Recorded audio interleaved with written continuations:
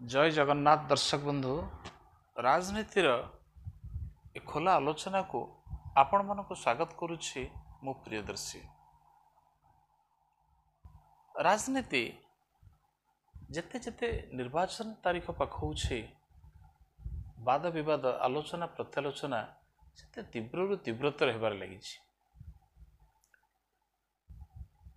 आम ओडिशा संदर्भ में जो देखिबा जो दुई तीनोटी मुख्य प्रसंग वर्तमान सारा ओडिशार सामाजिक वातावरण को आलोचनार खोराक दौछि।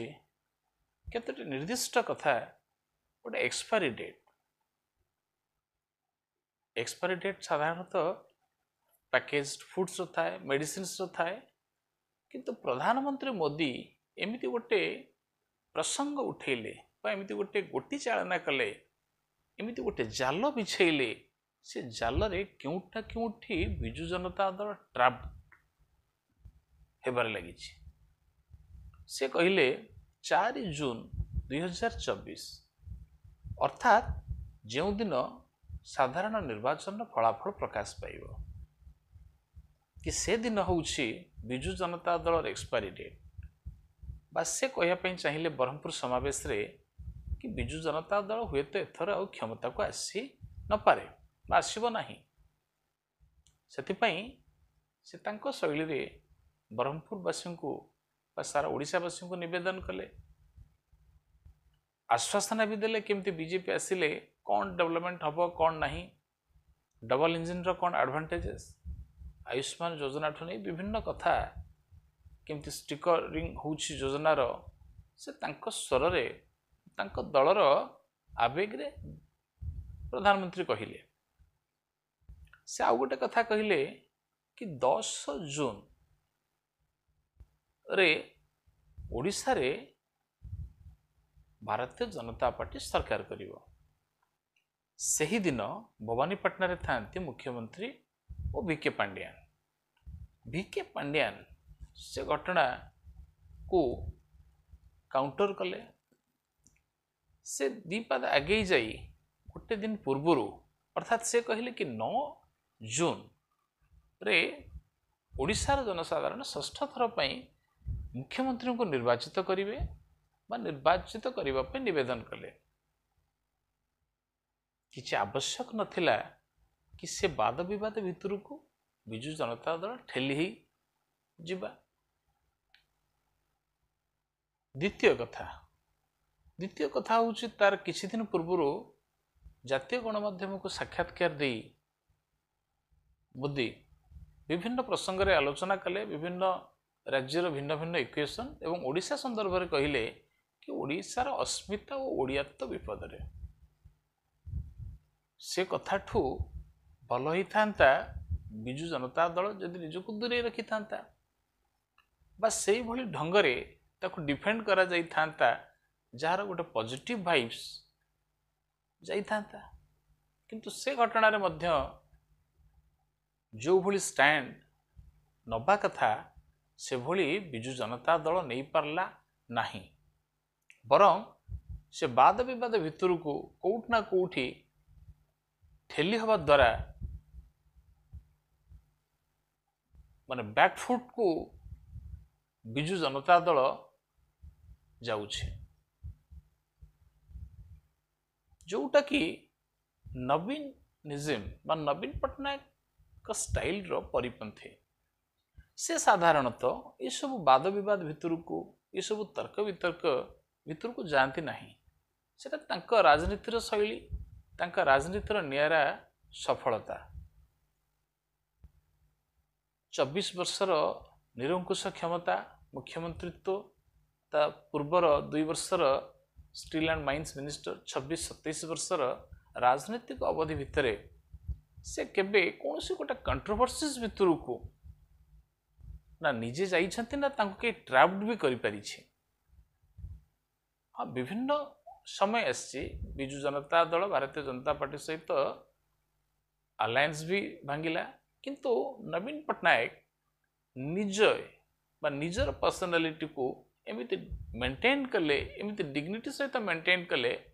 हुए तो से समय पेरियबू बा अन्य मानकू ହୁଏତ कि ब्लेम करे किंतु नवीन पट्टनायक यथासंभव तांका राजनीतिर जो अंदाज भितरे निजुको से गोटे दूरी रखुले किंतु वर्तमान शाह मोदी जो सारा भारतवर्ष ପାଇଁ जो स्ट्राटेजी करूछंती स्पेशली ओडिशा ପାଇଁ एथरर जो योजना से योजना को बुझिबा ପାଇଁ वर्तमान बिजु जनता दलर जो स्ट्राटेजिस्ट माने अक्षम एवं ता भितर को से ट्रैप्ड हो जाउछंती से जो जाल भितरे छंदी हो जाउछंती एक्सपायरी डेट कथा प्रधानमंत्री कहिले वीके पांड्यान गतकाली अर्थात 8 मे गोपालपुर रे बड़ी भोरु किसी सांबादिक भाई मान सहित गोटे आलोचना कले बढ़िया कथा एटा गोटे नियारा प्रयास भोरु सुस्थ मन सुस्थ शरीर खोला पवन ने ओडिशा संदर्भ में सरकार लोकाभिमुखी योजना आगामी दिन कौन विजन डॉक्यूमेंट ताकू नहीं कि आलोचना करवा गोटे बहुत बढ़िया कथा किंतु ये होश भितरे बा ये जोश भितरे कोट ना कोठी पांड्यान महोदय निजर होश हरई बसिले बा जो कहिले कि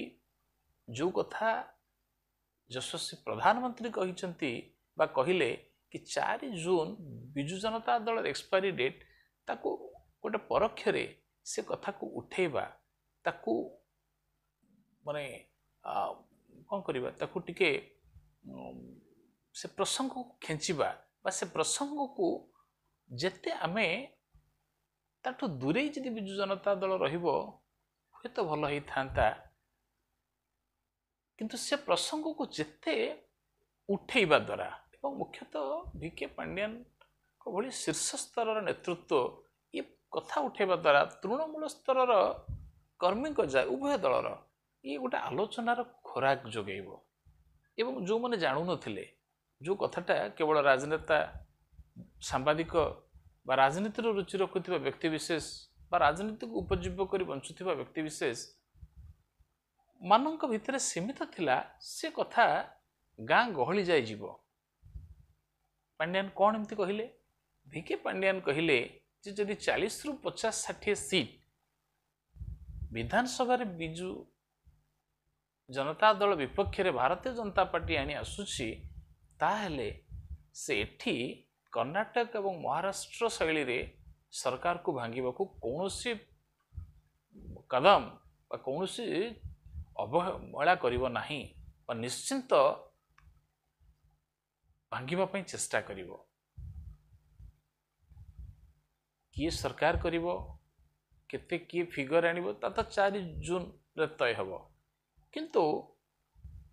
मोदी साहंकर जो चाल जो स्ट्राटेजी जो जाल से खुद भली पकईछंती कौन किंतु ताकू वीके पांड्यान बा बिजु जनता दल रो जो स्ट्राटेजिस्ट माने जो भली वे रे ताकू डिफेंड करबा कथा सेमिति न होई से वाद विवाद भीतर को ठेली ही जीवा द्वारा इने गोटे समाज को बा मुख्यतः तृणमूल स्तर को गोटे आलोचनार खोराक दब जानू नथिबा लोक जानिबो जे एक्सपायरी डेट कौन बिजु जनता दल सतर कौन एक्सपायर होगा जाऊँगी गोटे नकारात्मक प्रभाव हुए तो बिजु जनता दल उपर पकेब कारण या द्वारा भारतीय जनता पार्टी किसी लॉस हबार नहीं से माने तो बाण मारी बिजु जनता दल उपर को किंतु बिजु जनता दल ताको डिफेंड करने परिवर्ते बा जो भली ढंग डिफेंड करने कथा से भली ढंग डिफेंड न करी से प्रसंग को आहुरी माने भूल ढंग नबा द्वारा कौन होउछि गोटे विभ्रांति सृष्टि होउछि एवं जहार नकारात्मक प्रभाव बिजु जनता दल उपरे हुए तो पड़ी पारे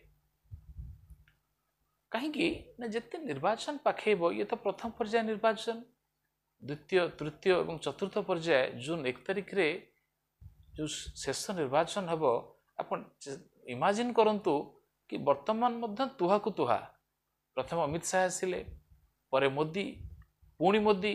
राजनाथ सिंह नितिन गडकरी आज हेमंत विश्व शर्मा ये जो भारतीय जनता पार्टी जो केंद्रीय नेतृत्व ओडिशा प्रति जो भली ଆଗ୍ରେସିଭ ଷ୍ଟାଣ୍ଡ ନେଉଛନ୍ତି